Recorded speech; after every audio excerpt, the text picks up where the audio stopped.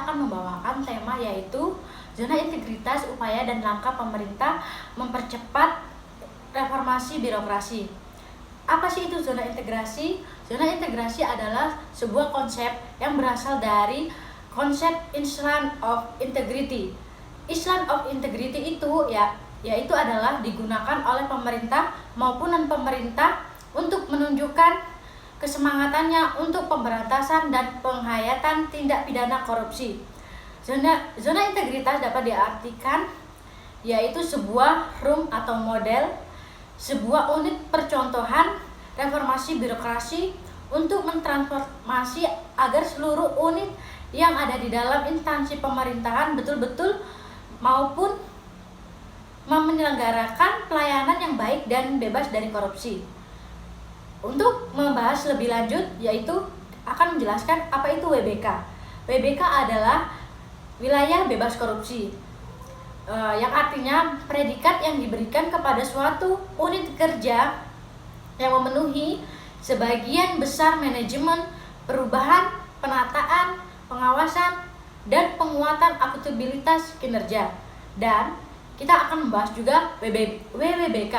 WBK adalah wilayah birokrasi bersih dan melayani, yaitu memiliki arti predikat yang diberikan kepada pemerintah, suatu unit kerja yang memenuhi sebagian besar manajemen, perubahan, penguatan akuntabilitas, dan penguatan kualitas pelayanan publik. Saat unit kerja berhasil meraih predikat WBK ataupun WBBM, apa saja yang dirasakan masyarakat dari unit kerja tersebut?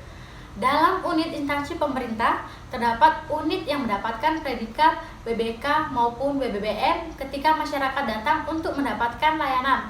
Maka layanan itu betul-betul diberikan secara prima dan tidak ada praktek korupsi dan pelayanan dan diselenggarakan dengan cara yang baik serta menggunakan cara transparan. Prosedur sudah jelas dengan bentuk-bentuk pelayanan yang akan diberikan oleh unit itu sudah digelar sehingga masyarakat akan mendapat pelayanan terbaik dari unit yang sudah mendapatkan predikat WBK maupun WBBM. Saat unit kerja meraih predikat WBK ataupun WBBM, apa ada benefit yang diperoleh? Saat unit kerja yang sudah mendapatkan predikat WBK ataupun WBBM akan mendapatkan apresiasi khusus dari Kementerian PANN-RB dan akan juga mendapatkan apresiasi dari orang-orang yang ada di dalamnya, akan memberikan apresiasi sebagai kepemimpinan pelopor perubahan.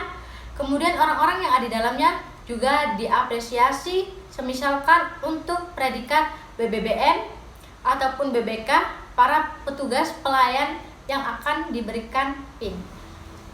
Bagaimana pengawasan yang dilakukan setelah unit kerja memperoleh predikat WBK ataupun WBBM agar betul-betul mengamalkan predikat yang disandangnya, yaitu bekerjasama dengan kepemimpinan instansi pemerintah masing-masing baik pusat maupun daerah untuk menjaga integritas unit-unit yang sudah diberikan predikat WBK maupun WBBM. Dan apakah sanksi bagi unit kerja yang bertindak tidak sesuai dengan predikat yang disandangnya di kemudian hari? Sanksi yang akan diberikan unit kerja yang sudah kita berikan predikat WBK maupun WBBM baik individu maupun secara sistematis melakukan pelonggaran terhadap prinsip-prinsip yang bersih dari korupsi. Bisakah masyarakat melaporkan unit kerja WBK ataupun WBBM yang bertindak tidak sesuai dengan predikat yang disandangnya? Masyarakat pengguna layanan yang secara langsung menikmati layanan yang diberikan oleh unit-unit yang mendapatkan predikat WBK maupun WBM, masyarakat luas juga diharapkan untuk bisa berpartisipasi, berkontribusi dalam pengawasan unit-unit yang diberikan ketika WBK dan WBBM mempunyai banyak saluran agar masyarakat bisa memperbaiki, menyampaikan temuan-temuan apabila unit-unit yang dilakukan pelanggaran praktek WBK dan WBBM.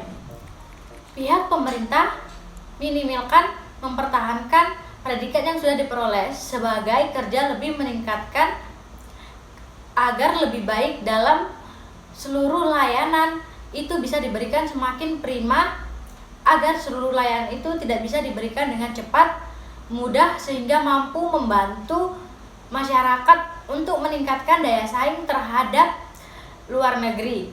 Harus bisa menjadi role unit yang mendapatkan predikat BBK maupun WBBM yang mempermudah tugas dari Kemenpan maupun instansi pemerintah yang bersangkutan. Pesan bagi unit kerja yang belum BBK maupun WBBM: mengajak unit-unit kerja untuk mendapatkan predikat BBK maupun WBBM, tidak putus asa untuk memperbaiki apa saja kekurangan yang sudah didefinisikan dari tim evaluasi. Unit-unit kerja di kementerian, lembaga, atau daerah yang jumlahnya masih sedikit mendapatkan predikat BBK maupun WBBM yang merupakan unit pelayanan yang berkontribusi terhadap kehidupan masyarakat, terutama di dalam daya saing Indonesia, dan mendorong agar unit-unit kerja mampu mengoptimalkan predikat BBK maupun WBBM yang sesuai dengan harapan. Penyebab kegagalan dalam suatu unit pelaksana teknis dalam rangka meraih predikat BBK maupun WBBM. Yang pertama yaitu berkomitmen pimpinan dan pejabat lain diragukan. Yang kedua, survei IPK dan IKM oleh BPS tidak lulus. Yang ketiga, pemenuhan dan kualitas 6 area perubahan tidak lengkap. Yang keempat, kanal pengaduan dan pelaporan tidak aktif. Yang kelima, transparansi terkait informasi publik masih minim. Yang keenam, kondisi sarana dan prasarana yang kurang baik. 7. Performa petugas pelayanan kurang optimal. Yang kedelapan, minimnya inovasi-inovasi. Adapun beberapa langkah dalam membangun zona integritas: 1. Kemampuan dan kemauan. Kepemimpinan dalam berkomitmen dan mengajak seluruh jajaran untuk melakukan perubahan seperti pertemuan rutinitas dan memberikan arahan. Yang kedua, perubahan sistem internal, yaitu meningkatkan kualitas pelayanan publik seperti sarana dan prasarana. Yang ketiga, hadir di publik, melakukan inovasi-inovasi seperti layanan keliling, samsat keliling, serta lain-lainnya. Yang keempat, sosialisasi program, mengoptimalkan media sosial dan media lainnya sebagai sarana dan prasarana publikasi dan komunikasi yang efektif. Yang kelima yaitu jaga konsistensi, melaksanakan monitoring dan juga evaluasi terhadap pembangunan zona integritas agar berjalan secara berkelanjutan. Dan selain itu, zona integritas harus melakukan perubahan dengan memperbaiki 6 area. Yang pertama yaitu area manajemen perubahan, yang kedua yaitu area penataan dan tata laksana, yang ketiga yaitu area penataan sistem manajemen SDM, yang keempat yaitu area akuntabilitas kerja, yang kelima yaitu area penguatan pengawasan, yang keenam yaitu area peningkatan kualitas pelayanan. Itu materi yang saya sampaikan. Terima kasih.